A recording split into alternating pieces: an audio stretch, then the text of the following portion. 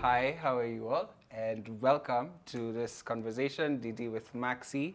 And we have today presented before you a wonderful guest who, kicked off a career being in beauty pageants, being a Miss Korogosho, and also having worked for the National Organization of Peer Education, NOPE, which some people call NOOP. And also, working with an organization as an executive director known as Positive Young Women Voices, and also being a board member at the country coordinating mechanism to the Global Fund. And in the plethora of experiences that she's had, went ahead to write her own book called Hope Made a Way. And lastly, but certainly not least, she's a proud mom and wife, and if anything, I should have probably kicked off with that at the beginning.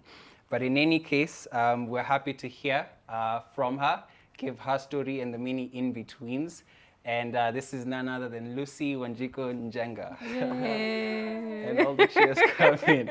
Right, so Lucy, it's such an honor to have you join us today and to, through this platform, share your story and just give us a bit of, just tell us about your life, really. It's not even necessarily chasing for the most pivotal, but it's more so just covering who is Lucy Wanjiku. And I think the best way to begin that is, where are you from? Where, just where everything started.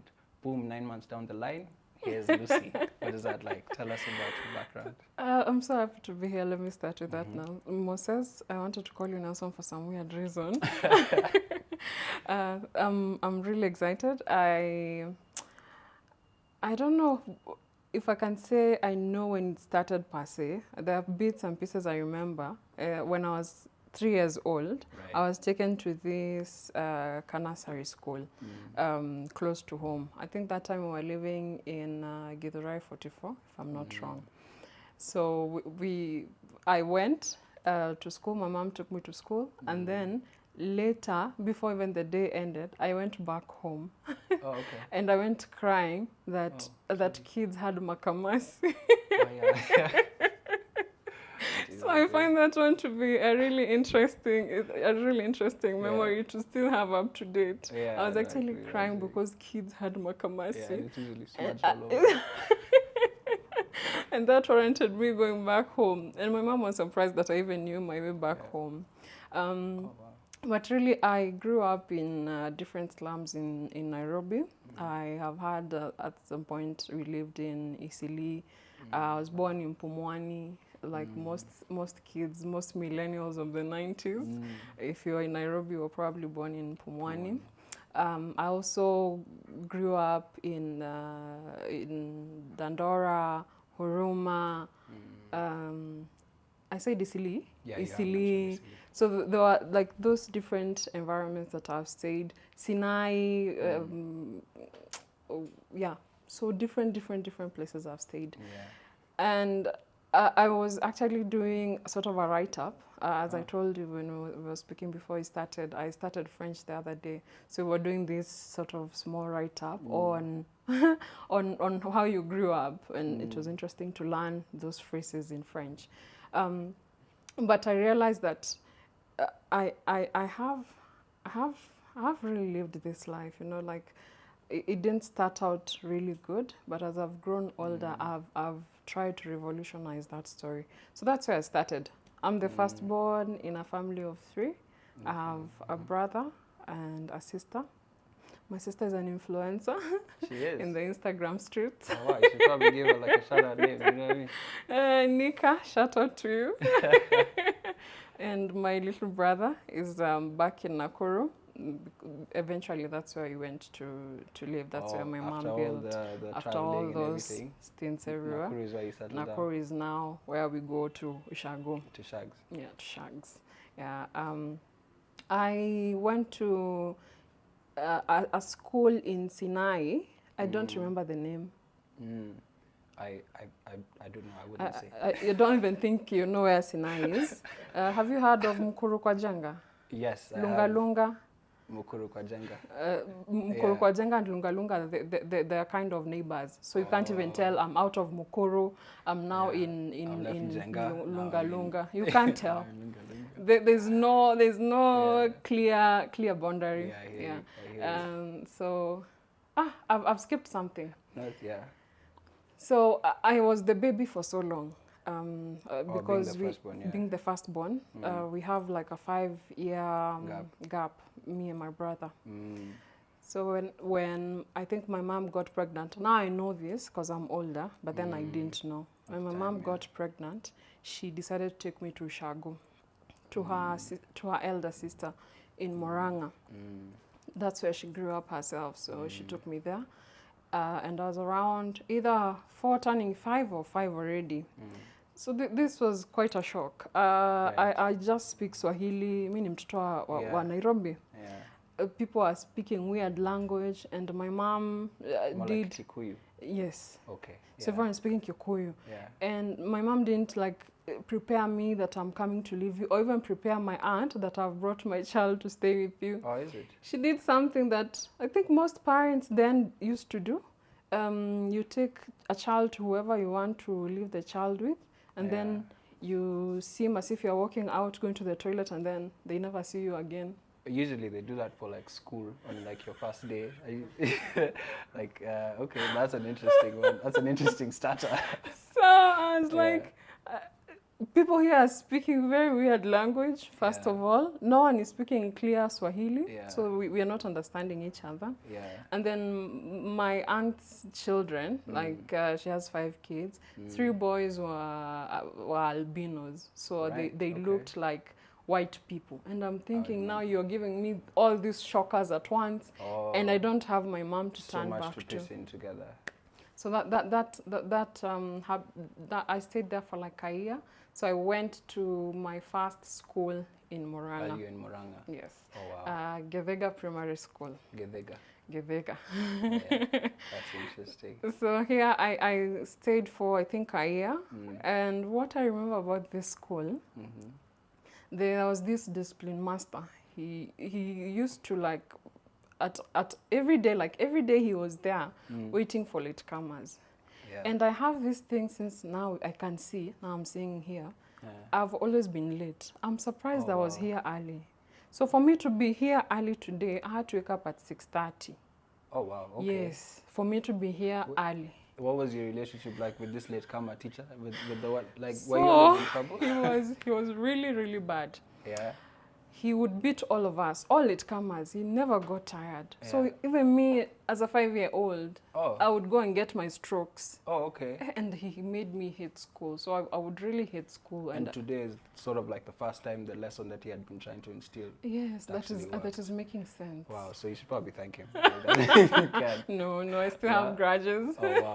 But that's quite interesting. I think the most memorable things a lot of people have of high school are the disciplinarian masters. It's always those ones that always catch our memories.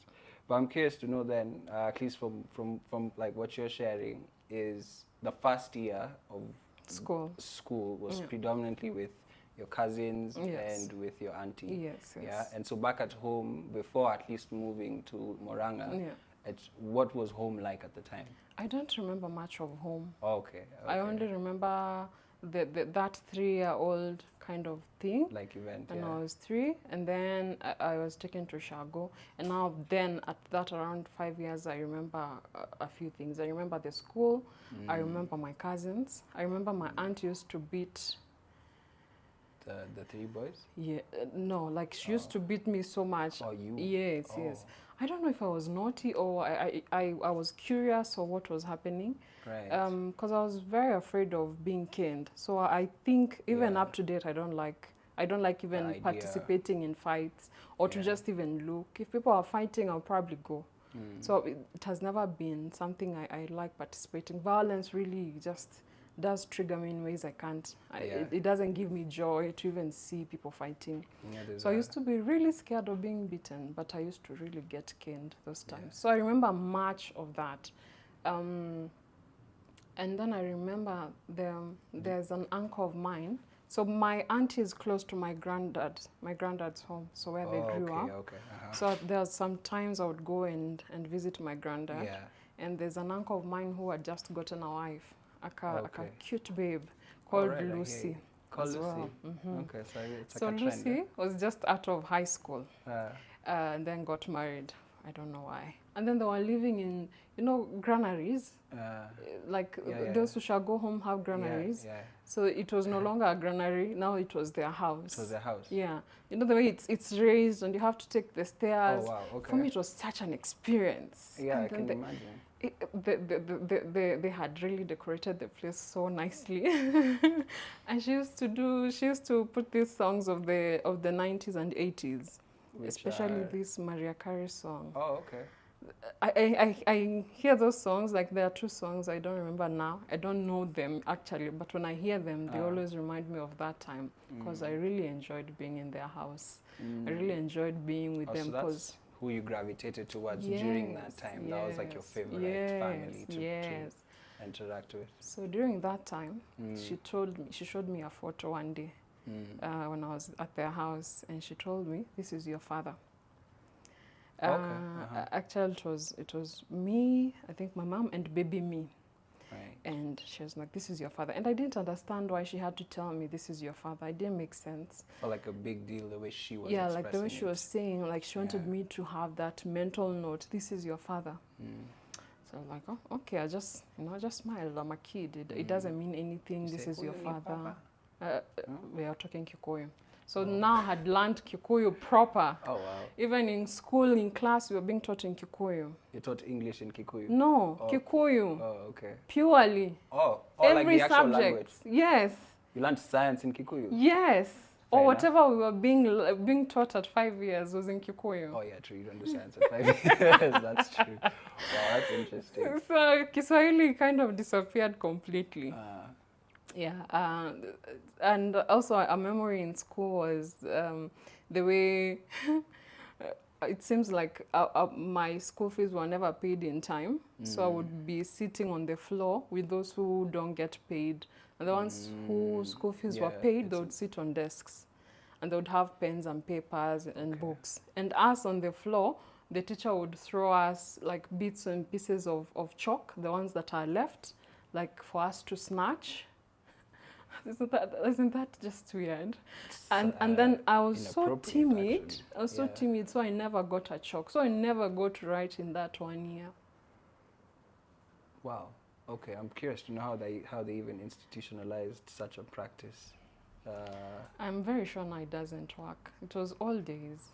I'd be very worried if that was actually a practice that today someone can say that's my experience. I don't think that would sound nice. Yeah. So this is life in Moranga. It's in Moranga. And you said this is 1 year. That was 1 year. Okay. It was a pretty long year. And then my aunt got tired.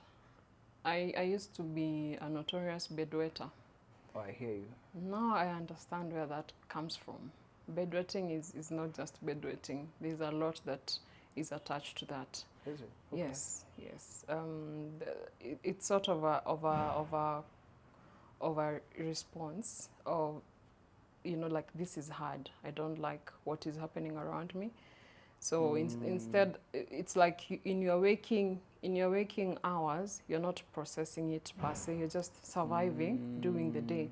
But in your sleeping hours, it's like the mind is coming back home to itself, and you're like, no. So that happens. So that's I don't have the science. I don't have the language per se. But I've read it and I've understood. Oh, so that's what was happening. It's a response. Yes, it was a response. So me just saying things are not okay. Oh wow. Yeah, things are not okay. Whatever is happening is not happening the right way. This is not what should be happening. Then she took me to my grandpa, and my grandpa was pretty old. So he looked for my mom in Nairobi. I don't know how, because there were no phones then. And I was taken back to Nairobi. Your grandfather is the one who decided to do that journey? Yes. Wow. That man. He passed on in November. Right. In October, actually, late October, at 99. Oh, wow. But I think that's the person I would say has been my dad. For the years that I've been here, I always knew he was my safe space. And now I don't know if I can go back to Shago and feel the same way it used to feel the with him. energy that he provided when there was what accommodated you when you used to go. Yes. And so that feels different. Yes. How about the auntie that you said, that favorite family? What's that like? Or at least how did they feel knowing that you were leaving? So I don't remember what happened with my leaving, because I just woke up, we were traveling, and we were in Nairobi. Okay, that's how it feels for me. Very young, yes. So I don't know if we ever said goodbye, if she cried or whatever, I can't really tell. But I knew that I had been taken away from I loved, like, I think in my head as a child, this was sort of my dad and mom, because there was that unity with them being together. Yeah. And it's interesting just hearing that. I think a lot of times we would assume a level of naivety in children, but they really do collect and absorb what they observe, you know? And just hearing you say that, I think, is a testament to that fact. So what was it like coming back to Nairobi with Guka? We also came with another auntie of mine. My mom's family, they were what? 12. They were 15 and then 12. Okay, so it's a really large family. Active, So one of the aunties was also living with this auntie, like the third last born in their family. She was also living with her. So when we were chased away together with her. So when we went to Nairobi, we also went with her. I got there, and what I remember was all the dirt. You know, now you're coming from Ushagua, there's no dirt, it's just grass, and you know, Moranga is green, like clean green air, and clean air. Then we come to Lunga, where there's just rubbish everywhere, sewages, streams of sewages. And then for some reason, the houses are just dark. They're always so dark. I don't know if where the windows are placed. Yeah, it's usually the angles it's that they the angle would have. of windows. So I remember just getting into this Kawan room, and it was so dark, but I could see my mom, and I didn't recognize her. Somehow it's like I didn't recognize she was my mom. It's like I had to be told, this is my mom. And she was holding a baby, really cute baby, so beautiful. He was so brown, like almost like my albino cousins, but he wasn't albino. It was just really a cute baby, and he had those Chinese eyes. I thought he was such a cute baby. I'd never seen. So I remember standing there and feeling really awkward in that space. Even now, I can feel, yeah, like a stranger. That's the word. That's the word. Yeah. And my grandpa left. I don't know what they talked about, but he left and left me with the auntie and my mom. And then in the evening, this tall man comes back home, really tall, with dreadlocks. And I don't know if actually it was said or it was implied he was my dad. I don't really remember what happened. But I remember looking at him and thinking, this is not the man that my Aunt Lucy showed me. What's happening here? But then who do you ask even? How do you even put that into words? Because these are your thoughts. 5 years. That's the thing. Yeah, I know. I'm just thinking, wow. Very, very, very, very interesting. Really processing everything that's going on. Even if you're not speaking. Yeah, and that's actually the interesting thing. Children would be unable to share what it is that they're observing, but they're in no way ignorant to what's happening around them. Yeah. I think that's really interesting. And just hearing that as at least the foundational part of your formative years. But now when you're in Nairobi, I think school needs to continue. So what's that like? So my mom looks for a school nearby, and I start going. And it feels as strange as it felt in Moranga. People are talking Kiswahili. Did they have Makamasi? No, I don't even remember if they have Makamasi, but just remember that Swahili. I'd seen it all. I remember this Kiswahili was so hard because it's like being in a French country and everyone's speaking French and you don't know a single word other than bonjour. Right, yeah. So yes. So that's how it felt, and the lessons kept continuing, and I was just in a haze, a daze. wondering when time is for lunch or when it's time to go home. That's all I just wait for. And it took some time to even learn how to count. And my dad now, he was now my dad, and he would want to help me with homework. And it was that counting. Now I think I had gone to class 1 because I had already somehow turned 6. So I had gone to class 1. So there's counting, and I was supposed to count. And I remember I would count 1, 2, 3 very well, but for some reason, number 8, I would always remember I would always forget number 8. So I'd say 1, 2, 3, 7, 9, 10. Hey? The strokes I would get. Oh, okay. Right. From who? From my dad. Okay, sorry. With his head? Yes. No, I'm joking. No, okay. no. I don't know if it's my brain that lies to me, but I think I remember it being a nyahunyu. Okay, cool. How old are you then? I'm 6. Oh yeah, because it's class 1. Yeah. I don't know if it's, sometimes I wonder if it's my brain that was lying to me, but I remember a nyahunyu. So that time must have been some serious bedwetting then. I know, I know, and we were living in a one-roomed house. Oh, so wow. I know my mom was really tired of me. And I think they were trying to grow their little family. But yeah. I'm a full child, and a place has to be found for me. True. And if that meant that... actually true. That this was not my biological dad, then probably there was even more tension then. But yeah, that year ended, and at some point I think I was causing a true rift in this relationship. They even separated. By the time I was going to class 2, they had separated. This is a reflection that you had then, or is this after, where you felt like you were the cause of what would have been a rift? Children at all times feel everything around them is their fault. That's very interesting. Like that's how children process what is happening around them, and I would process it like that. I would feel, for me it was a joy that we left, because I was really sad with all the beating. I was happy that they had separated. Oh, if I was to be asked. Okay, cool. Yes. Oh. For the first time I felt I could breathe. Because you used to, this is because yes, because I was beaten, and there was always that nagging thought in my head, this is not your dad. Oh, and so this is a stranger, ideally laying, or not a stranger, okay, sorry. Yes, yes. You're right. It's just that I've remembered in class 1, when the beating started, I went to school the next day, and I think after some time, I rubbed his name with a razor blade from my exercise book. With a razor blade? Yes. That's and okay. it tore. In class 1? In class 1. Okay, cool. And I think our relationship has never been the same again. I would imagine that to be the case, but... And I was a child, like, I get surprised at what my thought process was, but I felt he's beating me, I think, because he's not my dad, and I don't understand why his name is being written on my book. There's that.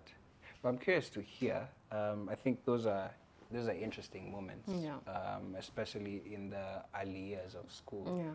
But what are also those other moments around, just like the friends that you got to interact with? Because you will enter school feeling like a stranger. Yes. But there's always that one person that will accommodate your presence and your energy and all that. So what is that like, at least within these years of primary? That happened when I was in class 2. When now they separated and we moved, I had to start a new school. So in this new school, I remember the first exam I ever did, I was number 51 out of 51. So it was really bad. And I didn't even know that this was wrong. It didn't make sense to me. 51, what does that even mean? What are we working towards? So people laughing is what made me know that this was bad. So when I was going to class 2, I was recommended for remedial classes, tutoring classes after school. Then now, like, the world opened, because now I understood why, like, I could see the patterns, why Baba was Baba, Mama was Mama, how it comes about, learning the alphabet anew, learning like Baba, Aba, Kada for the first time. Then maths, learning what is multiplication, what is division, what is, you know, like all those things that I didn't know, now I got to know. And it was taken at a slower pace. So that impacted even my my grade. I got, I think, to number 12. So now people started noticing me, and I also started making friends. And there was this particular girl, I remember her name was Zainabu. She just took a certain liking to me. I don't know why. Zainab was always nice. Really? Yeah, I don't think I've ever heard of a bad Zainab. They're just always nice. I would really want to meet her again. I just don't know where to start. I remember only Zainab. I don't remember her surname. And she was really good at sports. Extremely good. So every person wanted her to be on their team to play with her. And she used that to bring me into these circles that was so happy to be with her. So she would say if they don't agree for me to join their team, she would not join. So people would be forced to have me join their teams. And I was bad at sports. Wow, that's such a paradigm shift. I know. From what you would easily term as rejection into such intentional acceptance. Yeah. And she was just a child. I've never forgotten. And people had no choice other than to play with me. So with that, I got to build other relationships other than her and enjoy childhood, you know, enjoy playing and being a child. And, you know, now I'm learning things, I'm understanding what is happening. I didn't feel so much of an outsider. So I would look forward to going to school so much. That's actually interesting. Yeah. It's the people within our lives that really, I don't know, they are very catalytic in terms of what they naturally present to us. And it actually gives us then also a responsibility in a way, you know? Yeah, for to whom much is given, much is also expected, no? And I think that's where my advocacy also started. Well, that's where it started to now piecing together. Like I could see the power that she had using what was within her, what resources she had. She didn't have to go and she didn't have to do big things. She did the small things that really impacted my life so positively, and in such a great manner. Like kids need to be playing with other kids. So when they're being isolated for one reason or the other, it's not good for their growth. So she, single-handedly, not a teacher, not a parent, just her. Wow, I didn't even think of that. Yeah, that's also very interesting, being like a brother's keeper. Yeah. What are your favorite subjects in primary? English. English? English. Oh, wow, okay. So you went from Kikuyu, no, went from Kiswahili to Kikuyu, and came back to English, yeah? Yes. English just somehow came so easily. And then I think also, it was languages per se. So I enjoyed CRE. It was easy for me to do. Mathematics. Mathematics was not making sense. It was not doing it. Yeah. Up to date, even in uni, I've struggled with mathematics. Yeah. That's interesting. My favorite personally was mathematics. Really? It's the one that connected. So if I was to fail everything, I'd pass in math and then be average. Everyone's like, oh, you're a sharp kid. No, I'm not a sharp kid. I failed everything. It's so easy for people who like maths or sciences for you to be noticed. Yeah, usually. But the languages I know are fun. It's only that I guess I just didn't know how to answer the questions. Because I'd have they present a comprehension. Like, oh my gosh, this story is so nice. But then you're actually supposed to respond. It's after an exam. reading. Yeah, it's an exam. And so now that's just like primary. You've gone through primary. You're are there anything? Is there anything else memorable, fond that you really enjoyed about primary? I feel there's something I need to mention. Right. So eventually they did get back together, still in that year when I was in class 2, and they now wanted to move to a house that could accommodate like this big family, and I think also the mother-in-law was an issue, so to be further away from her. Okay. Wow. Yeah. And with this, I had to remain behind, because the year had not ended. I had to remain behind, and one of my uncles had finished primary school and had come to live with us. Your uncles? One uncle, okay, of my mom's side. So because it's a big sense. family, It makes sense, they're always together in some way. Like you'd just be sitting and there's Uncle 1, Uncle 2, Auntie 3, and not announcing they're coming. They just show up and you have to cook and accommodate. I think that was a thing. As we don't do that. If you don't say you're coming, you will not find anyone home. Oh, okay. Now, like in now, your current now, home? now, Oh, okay, my current home, that okay, can't so work. I'll give you a call next time. Yeah. Please do. Yeah. So I stayed behind with him in a one-roomed house closer to the school, so that I could finish that term, and then they had moved to Isili, So and then joined them to Isili. So this is in what class? This is in class 2 still. Oh, class 2. We want to finish that year. Okay. Things were going well. Things were really going well, and I could not wait to finish. We had a sort of a system. I would stay in school after the remedial classes, and then go back home. He'd come and pick me, and we'd go back home. So there was a better bond, I would assume. At least at the first instance, there seems to have been like scraping the name with a razor. But now in this case, there was a softening of your heart, I guess. No, I just think there was some sort of mutual respect. Oh, okay. I think that's what happened. Okay. I think he respected that I am this child that is not going away, and I respected is this man who's not going away. And who's loved by mom, and so it's like, yes. Okay. And he's also the father to my brother, and my brother I really love. Right. I really love him. He has grown. I remember carrying him on my back one time, and he fell. Oops.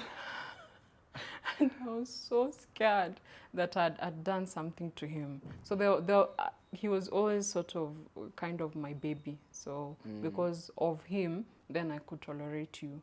And because of my mom, he could tolerate me. So it just became a sort of a good understanding. Interesting, yeah. Okay. So this time, I don't think I've ever even shared this verbally. I've written it in the book, but I've never shared it verbally. This teacher, we had this one teacher. He was the headmaster. He was the one who was doing the tutorials. And he was this, I remember, old man. I don't know if he was old, because when you're a kid, everyone is old, right? Yeah. But I remember him being an old man and only one tooth, like this one incisor. And that's all he had? That's all he had. Fair enough, okay. Even the talking, you would see that he's struggling to speak for the words to come out. Okay. No, in your mapengo. Yeah. But I didn't care. He taught me well, and I learned. So in the evenings would remain. When people have gone, my uncle would take time before he came to pick me up. So we'd remain with him, and I would be doing my things, he'd be doing his things as we wait. But this day he just told me he put a gunia on the floor, a sack, and told me to lie on that sack. And I didn't understand why I was lying on this sack, but he was the teacher, he was the adult, he knew what he meant. So I lied down and told me to remove my panty. So I obliged, I removed my panty. And then he lied on me with his big tummy. He was a big man. I remember just feeling some sort of wetness on my vulva, but I didn't know what was happening. I had not seen anything like this. I've never experienced, I've never had talked to anyone about that. And then he told me to wash up and wear my underwear and do it for my uncle. I really wanted to tell my uncle, but that day I think he came with such moods. I don't know what had happened at work, so I didn't tell him. And then the next day he called me to the office and told me and asked me if I had told anyone, and I didn't know what to say. I didn't know what to say. And instead of it having ended there, he started touching me in his office. And I actually remember there was a woman teacher that entered during that time, and he hurriedly stopped touching me. This is in in class? Class 2. Class 2. I was 8 years old. Okay. So somehow this was impactful, and then it started with my uncle. Okay. So I thought to myself, maybe this is how people behave.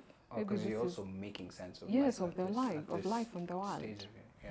But there was just a part of me that thought this was wrong. No, this should not be happening. So the third day, instead of staying in school, when people were leaving, I left with them because I was sure it would happen again. It's a repeating pattern. Yeah, so I didn't want it to repeat again. And I went looking for my uncle and wondering and trying to figure out where he works. And I looked for him and looked for him. So at some point, it's like I was lost because I was looking for him where I should not be looking, where no one knows. Because ideally he's coming to pick you up. So. But I don't know how that worked out. Okay. Then I started sort of rebelling. So I didn't like classes anymore. And my parents, I think, noticed. So I was taken to Isili to live with them. Oh, so now that, okay. So yes. That's that period. Okay. Yes. And then they decided, because the term still had not ended, I just do commuting. So I'd commute from Isili to the school in Lunga Lunga. And I was shown how to take matatus, to pay, where to alight, where to take the matatus, where to come back, all that thing. So I knew how to do it. But then I'll just get to Lunga Lunga and not go to school. I'll just roam around. Like school was not a fun place, a safe haven anymore. Then sometimes I would not even pick the matatu to Lunga Lunga. I'll just stay within Isili and not just wait for when kids are going home. I join whichever school it is.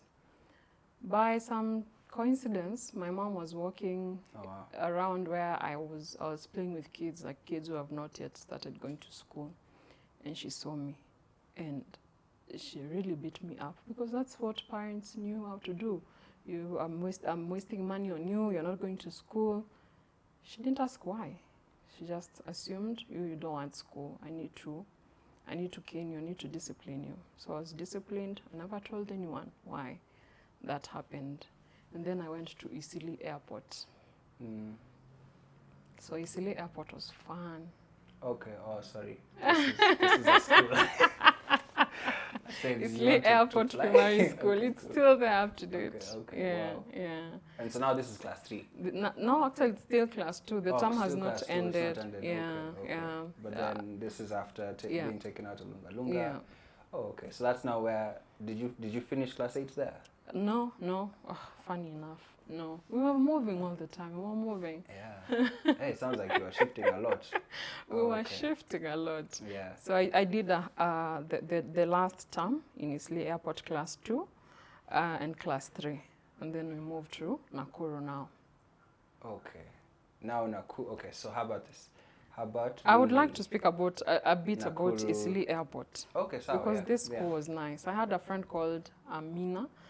So as the name implies, it's in the Somali community. Okay. So there were a lot of Somalis and Muslims, and they always had those hijabs. Hijabs, yeah. And she was so pretty. She reminded me of my brother.